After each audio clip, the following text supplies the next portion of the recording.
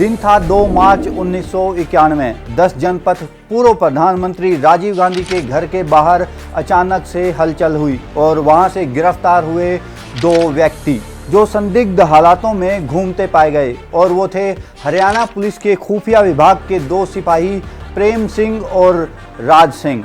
और इस गिरफ्तारी ने मजबूर कर दिया तत्कालीन प्रधानमंत्री को इस्तीफा देने के लिए। नमस्कार, मैं हूं राज सूर्यवंशी। आज सुनाऊंगा मैं आपको एक ऐसे प्रधानमंत्री की कहानी जिनसे इंदिरा गांधी डरा करती थी, जिनसे मोरारजी देसाई डरा करते थे, जिनसे चौधरी चरण सिंह डरा करते थे, जिनसे विश्वनाथ प्रताप और राजीव गांधी डरा करते थे। मगर मात्र 2 सिपाही की वजह से उन्हें प्रधानमंत्री के पद से इस्तीफा देना पड़ा।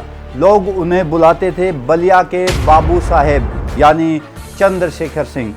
जिन्होंने चैनल को अभी तक सब्सक्राइब नहीं किया, प्लीज़ चैनल को सब्सक्राइब जरूर करें और वीडियो अंत तक देखें और आखिरी में मुझे कमेंट कर जरूर बताएं कि आपको वीडियो कैसा लगा। बात 1991 की है। किसी भी पार्टी के पास पूर्ण बहुमत नहीं था कि वो सरकार बनाए। राजीव गांधी ने अपने सलाहकारों की सहमति से 1 साल के लिए जनता दल एस को अपना समर्थन दिया, जिसकी अगुवाई चंद्रशेखर कर रहे थे। 7 नवंबर 1990 को कांग्रेस के समर्थन के साथ बलिया के बाबू साहेब यानी चंद्रशेखर जी ने प्रधानमंत्री के रूप में शपथ ली।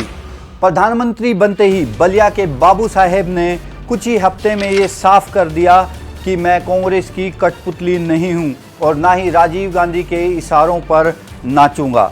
सवाल जासूसी का नहीं था, सवाल था प्रधानमंत्री बनने की सियासी महत्वाकांक्षा का। राजीव गांधी चाहते थे कि वो कैसे भी सत्ता में वापस आएं, लेकिन अंक गणित उनके पक्ष में नहीं था। उस समय की लोकसभा की स्थिति के हिसाब से सरकार बनाने के लिए चाहिए थे 260 सांसद, लेकिन राजीव गांधी और उनके सहयोगी दलों के पास कुल थे 211 सांसद। चंद्रशेखर जी के पास जनता दल एस में थे 54 सांसद। जनता दल एस के 3 बड़े धड़े टूटकर कांग्रेस में शामिल होना चाहते थे और उनकी अपनी महत्वाकांक्षाएं थी। राजीव गांधी इस बात को बहुत अच्छी तरह से जानते थे और वो इस मौके की तलाश में थे। ये पहला धड़ा था चंद्रशेखर जी के चेले मुलायम सिंह यादव का, जो उस समय उत्तर प्रदेश में कांग्रेस के समर्थन से मुख्यमंत्री थे, और दूसरा धड़ा था चमन भाई पटेल का, जो चंद्रशेखर की सरकार गिरने के बाद कांग्रेस में शामिल भी हो गए, और तीसरा धड़ा था हरियाणा के ताऊ चौधरी देवीलाल का।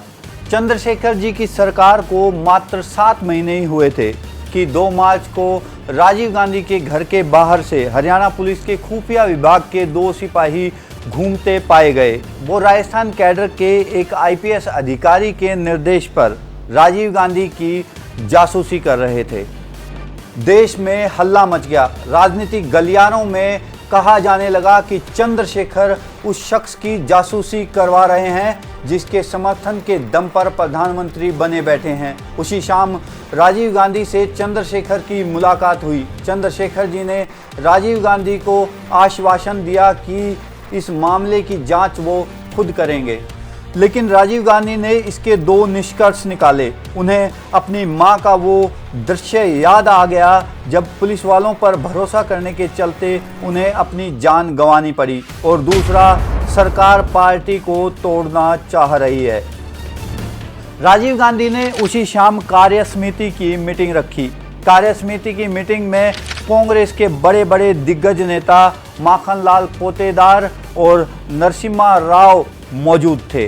राजीव गांधी ने आरोप लगाते हुए कहा कि सरकार कांग्रेस को तोड़ने की ही साजिश नहीं कर रही है, बल्कि उनकी निजता पर भी हमला कर रही है। 7 मार्च को लोकसभा का सत्र था और इसमें हंगामा खेज होने के पूरे आसार थे, लेकिन चंद्रशेखर जी को झटका तब लगा जब उन्हें पता चला कि इस कथित जासूसी कांड के चलते कांग्रेस लोकसभा से बहिष्कार करने वाली है। बलिया के बाबू साहेब को अब समझ आ गया था कि उनकी 7 महीने की पुरानी सरकार का वक्त अब खत्म हो गया।